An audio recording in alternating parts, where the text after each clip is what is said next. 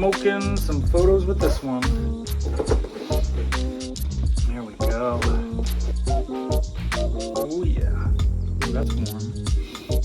Oh, there it is.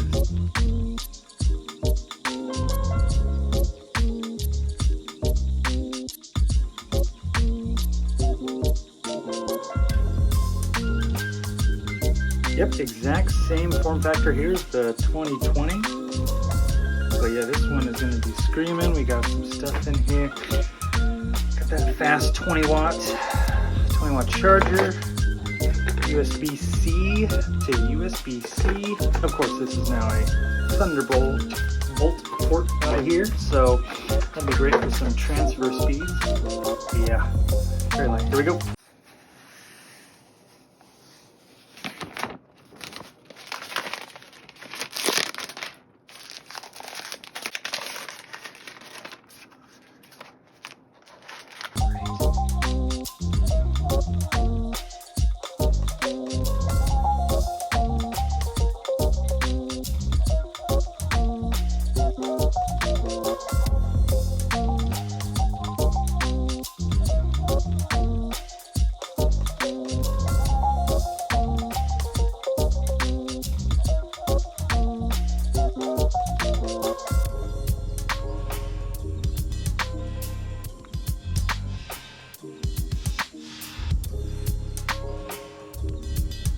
That is just awesome, awesome. If you can get stuff engraved, I recommend it. Hola. I think it's so cool that you can do that. Ooh, here we go. Ooh, very, very, very, very quick. Oop, we need the iPhone. The iPhone's right here. All right, let's set this up. All right, we got this bad boy all set up here. We got everything restored from our backup from the last one. And I subscribe to the tip of having all your apps at the bottom that you're going to use here, just like you would have on your dock on your MacBook. And so, yeah, so this is the iPad Pro M1, and it's going to be screaming. And so what I did is I tried this one out. This is the 2020 iPad Pro, and the reason I got this is to just see if the iPad could actually fit into my workflow here. So this is the one I'm actually going to be selling to a family member. And then before that, this is like a 2018 iPad Pro here as well, and it works fantastic. It's got the first generation Apple Pencil. This one worked really well. So now we're just going to be using this one. And if you have not had the pleasure of doing this ProMotion display here, you have got to check it out in store. There's no way I can really describe how fluid it is, other than to say it's super buttery smooth. You have to check it out in real life for sure. So the reason I got the M1 is I'm actually upgrading from, yeah, this is an iPad Air 2. That thing is, 6 or 7 years old. So I wanted to use the second gen Apple Pencil here and just kind of kick things up a notch with the photography we've been doing here at UrbanEdge Studios, some of the edits and things like that. So the apps that I use most frequently on this, other than Call of Duty, would be Affinity Photo. I found that once I process all the photos through Lightroom on my MacBook Pro, and you can use any computer to do that, but I found if you're doing bulk photos, if you have 200-300 photos to go through and apply all the edits very quickly, the iPad version of Lightroom is not necessarily the one to do that as quickly. I've just been using Lightroom on Mac for many, many, many years, and I just know it so well, so it's quicker for me. Using this one, once I process everything in Lightroom, I attach an external hard drive right here, and then I work on each one of those photos individually. Now, I use Affinity Photo for absolutely everything. Affinity Photo is fantastic. I feel like it's better, and I've been using Photoshop on the Mac for many, many years, and I was really let down when I used Photoshop here on iPad. It's just nowhere near as good. So Affinity Photo is actually on sale right now. It's like half price. It's like $10 or something to get this. And then Procreate is the other app I use that's $10. But for touching up photos and doing that content aware fill that you would do, and skin smoothing and all those kind of advanced glamour techniques we use to really professionally retouch photos with UrbanEdge Studios, Affinity Photo is the one that I use here. So with that, that's kind of step 2. Once we get them out of Lightroom, we get them into Affinity Photo, touch them up here. You can use Photoshop on the computer as well. I've done that. Obviously, I've been using that for years. But Photoshop on iPad, no good for our particular workflow. Once it's out of Affinity Photo, it's pretty much good to go. It's ready to post, it's ready to deliver to the client.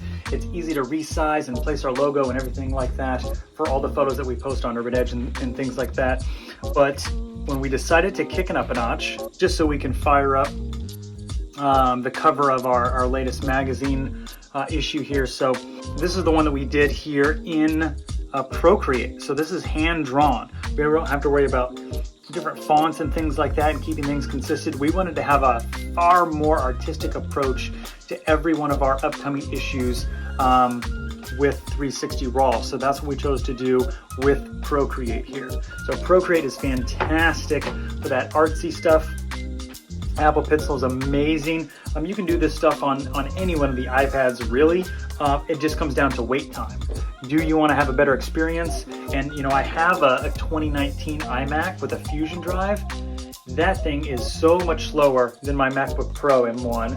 And then for a lot of tasks, it's not only more fun to do it on here, but it is quicker in a lot of instances with some of the stuff. And you get to really get hands-on with some of the photos that you're doing as you're building these portraits out and things like that. Now, I actually don't use, for video editing, the iPad here right now. So if Apple ever decides to bring over Final Cut to the iPad, we might jump on that, but it works so well on the MacBook for the type of videos that we do for our YouTube channel and things like that. That's really all we need. That's another thing to consider, is if you're really stuck in Lightroom and you're trying to change. I actually tried to change to Affinity software completely. So Affinity Photo, Designer, and Publisher, and just could not completely make the switch for some of this stuff. I tried Affinity Photo on the Mac, and that one just did not work for me. I just did not like it on the Mac. It works really well on the iPad though. So one thing that I've noticed, you see the keyboard here? This keyboard is screwed up on this iPad. I have no idea why it's screwed up like this.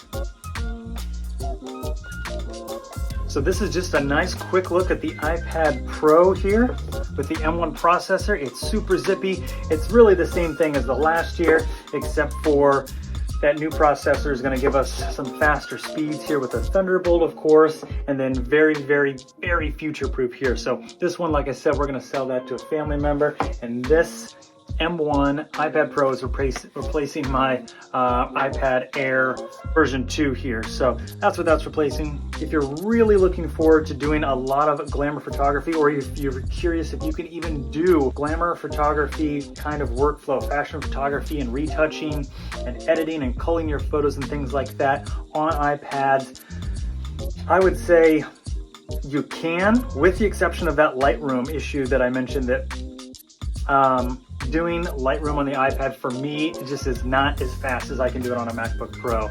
So it's almost there though, and it's pretty good. But if you're batch editing a lot of photos, you really want to get those done as quickly as humanly possible so you can get into the real edits and do the artistic stuff with this. So it's not going to fully replace anything. We still use MacBook Pro to process and cull the photos and to get those 5 stars, the 4 stars, the 3 stars, all that kind of stuff.